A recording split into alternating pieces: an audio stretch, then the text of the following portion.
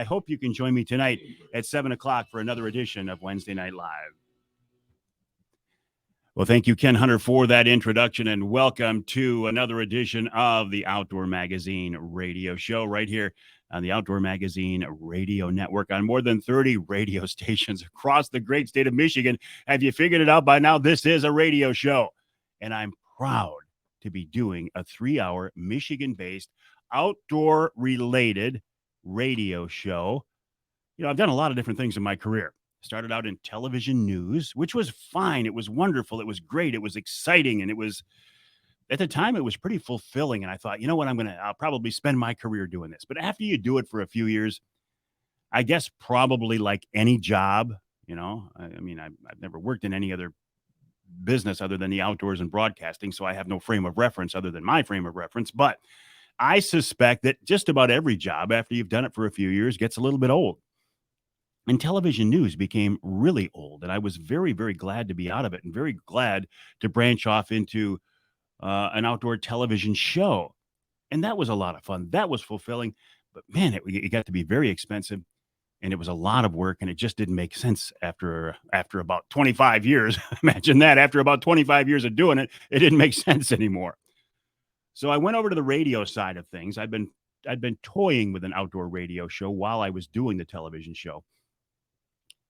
And through a series of events and God's intervention, it just became clear to me that television was not my future anymore than that outdoor radio was. And it's been a wonderful ride. I've been doing this for a long, long time now. I don't plan to retire anytime soon. I mean, you know, my plans are not the big guys' plans. I did get a little dose of reality the other day, though. I had set up my Michigan DNR hunting and fishing licenses for auto renew. And I thought, well, that's good. It's easy. I won't forget. I'll get my licenses. I got an email from the DNR the other day. They say, hey, Mr. Avery, we've canceled your auto renew. And I thought, what's that all about? Did I say something on the air to make the DNR mad? And they're going to prohibit me from buying licenses from now on? No, they wouldn't do that. I got an email from the DNR saying, we've canceled your auto renew because we we realized that you're turning 65 this year and you'll be eligible for a senior, I can't even say this, a senior discount on your licenses. So we figured you wouldn't want to auto renew at the higher rate when you can get a discounted rate. Oh. As a matter of principle, I might just refuse the senior licenses and buy the licenses at the regular price. No, I probably won't do it. I can still get my fishing licenses at a standard price, but when it comes time to get my deer tags in the fall, I'll be eligible for the senior discount. How did that happen? And no, I'm not retiring. Although I think some people would like to see me retire, that's not going to happen. So we're recording today. I'm recording the last show for the month of February. And just like last week, as we're here in the studio midweek, we're looking at a forecasted snowstorm. Now, will we get some snow? I suspect we will. But Mother Nature, you know, she's always in control. I love this, that in today's advanced and technologically advanced world, that where we have control over so many daily things, you know, we click our phone and it comes to life. We press the keys on the keyboard and our computer comes to life, or the iPad or whatever. You know, we have a world of immediate gratification these days.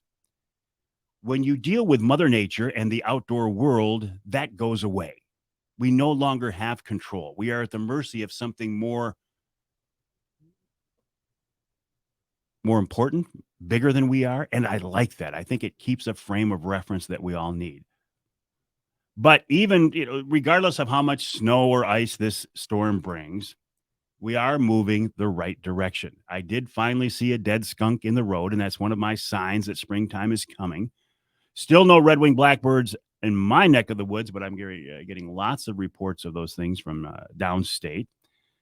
I do notice the geese on the pond in the backyard are getting ready for nesting season. They're becoming, if they can be even more aggressive and obnoxious, they're doing it right now. They're chasing each other around the pond. You can tell they're setting up their spots where they're going to nest. I do find this interesting that they nest in the same spots every year. They'll pick out the same spot on the side of the hill in the pond, and that's where they will nest. And they have for the last 8 years since we've lived there. But as more of those big flying rats decide they want to call the pond home, they start moving into other areas. I'm hoping that they'll finally just say, you know what, this isn't worth it, and they'll move on. I just don't. I mean, I get it. If you're a goose hunter, you love those critters, those creatures. But if you're me and they want to come up in the yard and make a mess, I have no use for them whatsoever. So probably in about another month now, maybe 6 weeks, it'll be time to put the goose fence up, the goose barricade to keep those big flying rats out of the backyard. So what else is going on? Steelhead fishing across the state is really starting to heat up. I've had some beautiful pictures of folks fishing steelhead. That's a magnificent fish. Springtime steelhead in the rivers is just a riot. It's something I used to do a lot.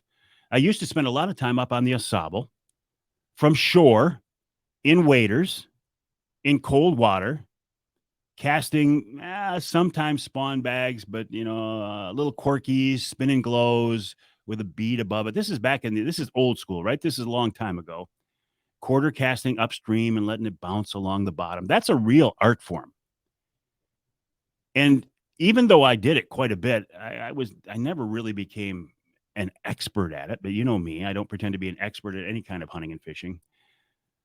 But I then eventually discovered drift boats, and it was my buddy and my mentor, Pete Jonas, who taught me about these things. He said, hey, listen, why are we standing on the side of the river, freezing, dunking spawn or, plastic beads?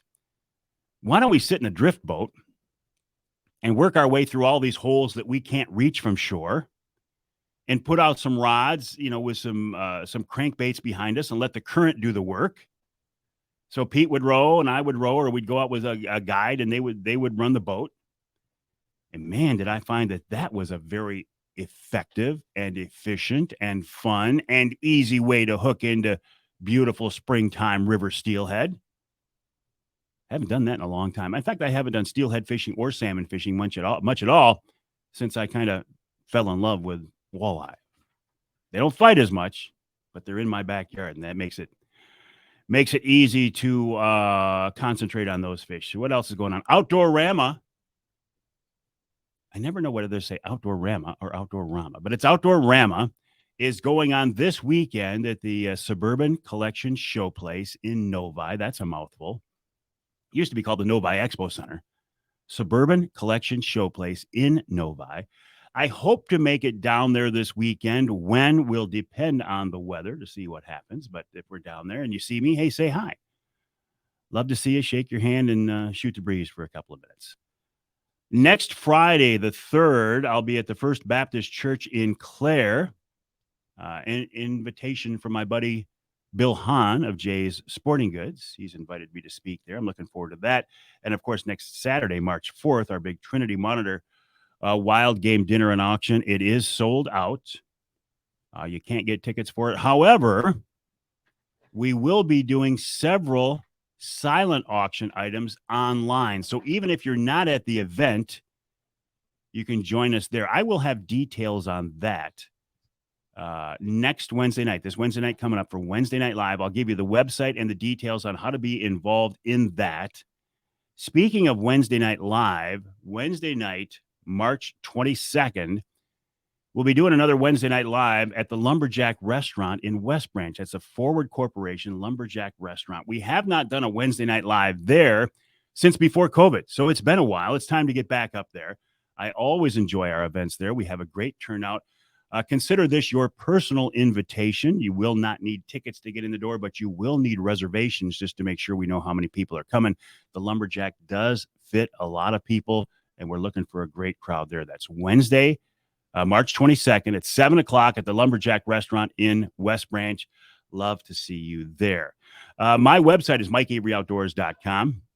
My email address, Mike@MikeAveryOutdoors.com. Don't hesitate to reach out to me. I sincerely want to hear from you. Send me your comments, your questions, your criticisms, your Ask Avery questions to Mike@MikeAveryOutdoors.com. Coming up after the break here, On this week's Outdoor Magazine radio show, Rich Krazan of Killer Food Plots will join me to talk about the month of March coming up being the time to do some frost seeding of your food plots. Then Jason Graham of Linwood Beach Marina talks about a big event they're having there at the marina next Saturday. Then Tom Campbell of Woods and Water News checks in as he's setting up for the Outdoor Rama show. In hour number 2, a story that's going to get your attention. It's from Vance Gowell. He talks about a pup that he gave to a guy. The guy abandoned the dog. Vance found out about it. The dog was running feral in the Pigeon River Forest or in the area there.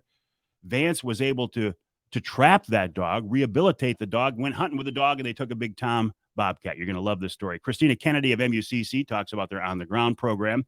And in hour number 3, Richard P. Smith is not happy with the DNR and the NRC's proposal to cut the number of Michigan bear tags this year. We'll talk about that and more.